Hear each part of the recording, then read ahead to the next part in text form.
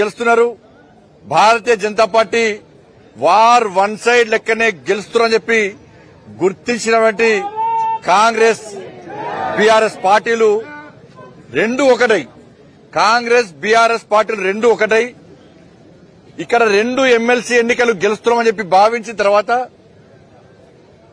కనీసం అభ్యర్థిని నిలుపలేని స్థితిలో ఉన్నటువంటి చేవచచ్చిన పార్టీలుగా ఉన్నటువంటి కాంగ్రెస్ బీఆర్ఎస్ లు కుమ్రే గారిని భారతీయ జనతా పార్టీని ఓడగొట్టాలని చెప్పి ఇద్దరు ఒకటై ఇలా ప్రత్యర్థులకు ప్రత్యక్షంగా పరోక్షంగా సహకరించారు. ఎట్టి పరిస్థితుల్లో భారతీయ జనతా పార్టీ గెలవద్దు.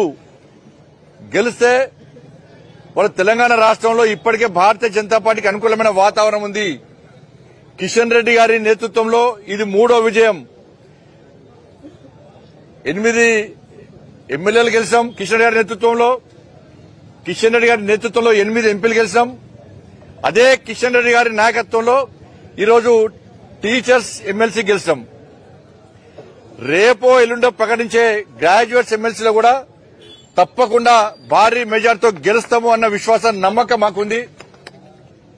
కాబట్టి ఎన్నికల్లో భారతీయ జనతా పార్టీని ఓడగొట్టడానికి రెండు పార్టీలు కాంగ్రెస్ బీఆర్ఎస్ రెండు ఒకటి గతం చెప్తున్నాం మేము.